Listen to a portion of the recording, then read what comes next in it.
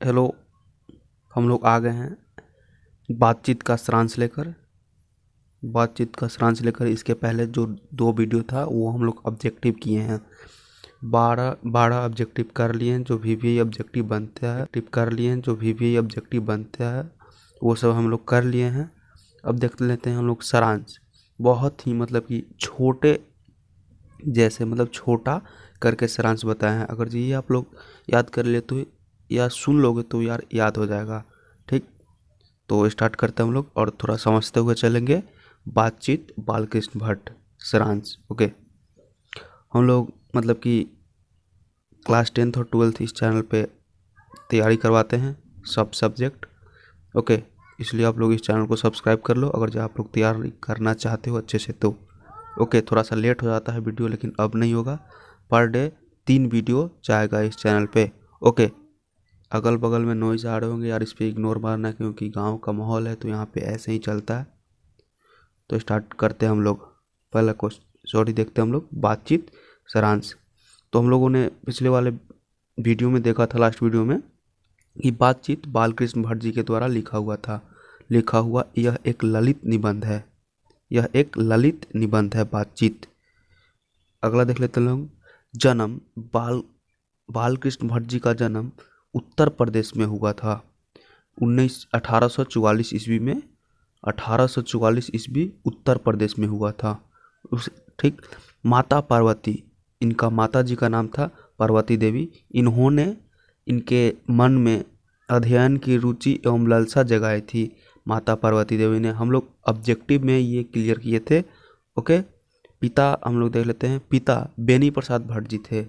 Okay, Beni Prasad Bhatt ji इनके पिता थे बालकृष्ण भट्ट जी का। देख लेते हैं हम लोग। अगला आगे देखते हैं हम लोग।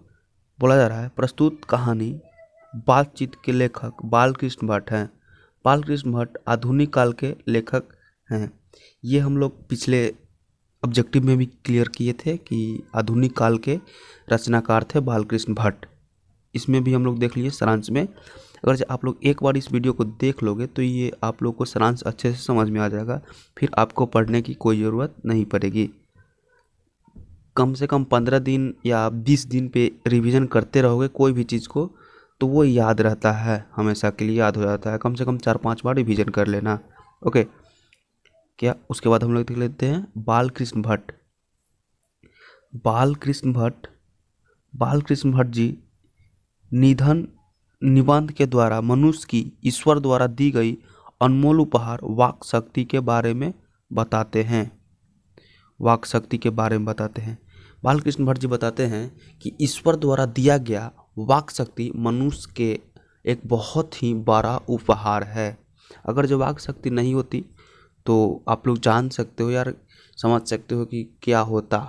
ओके, अगला देखते हैं हम लोग। आगे देखते हैं पूरा। बोला जा रहा है यदि मनुष्य में वाक शक्ति नहीं होती तो वाक शक्ति ना होती तो हम नहीं जानते हैं कि गूंगी सृष्टि का क्या हाल होता। सब लोग मानो लूंज पूंज अवस्था में एक कोने में बैठा दिए गए होते। थोड़ा सा कहीं कहीं टाइपिंग में थोड़ा सा गलती हो चुका है भाई, होता रहता है, सभी सही नहीं होता। अपना से टाइपिंग करो, और टाइपिंग करने में बहुत ही ज़्यादा लेट होता है, बहुत मेहनत लगता है टाइपिंग करने में। इसलिए आप लोग चैनल को सब्सक्राइब कर लो यार, आप लोग के लिए ही अच्छा रहेगा। हम लोग इस पे तैयारी करवाते हैं क्लास 10th और 12th। और यह एक ब्लॉगिंग चैनल भी हमारा एक ब्लॉगिंग चैनल है जिसका यू ब्लॉग नाम है। वो सर्च करने पर नहीं आएगा, आप लोग के लिए लिंक डिस्क्रिप्शन में दे दिया गया है। ओके, देख लेते हैं हम लोग आगे। बोला जा रहा है वाक शक्ति के द्वारा ही हम अपने अंदर के मवाद को बाहर निकाल पाते हैं, जिससे हमारी मन हल्का हो पाता है।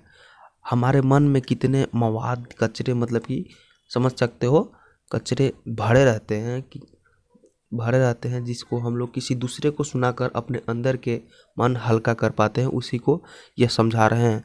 वाक शक्ति के द्वारा ही हम अपने अंदर के मवाद को निकाल पाते हैं, जिससे हमारी मन हल्का होता है। अगला देख लेते हैं। लेखक बातचीत के विभिन्न तरीके भी बताते हैं।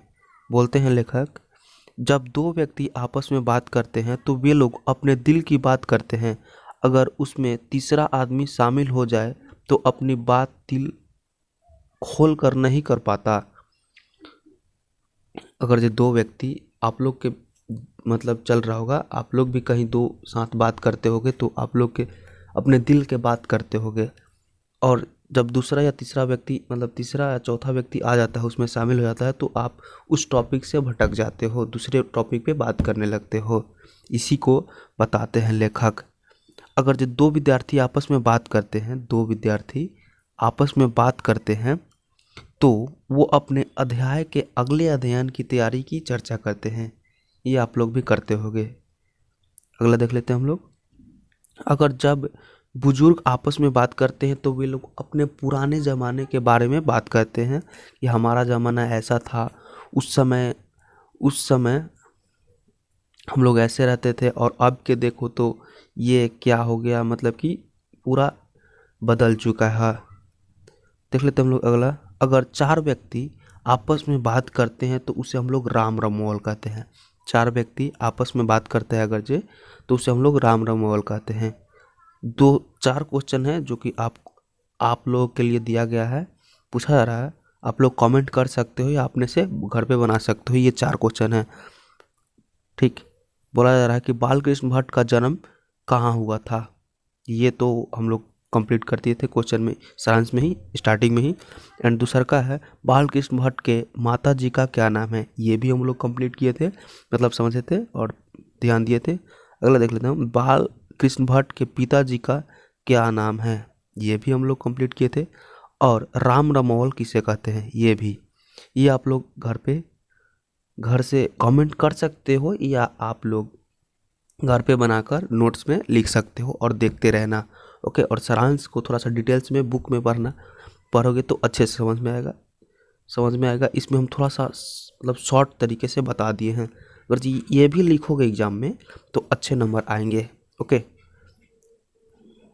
अगर इस चैनल को सब्सक्राइब नहीं किए हो तो कर लो। हम लोग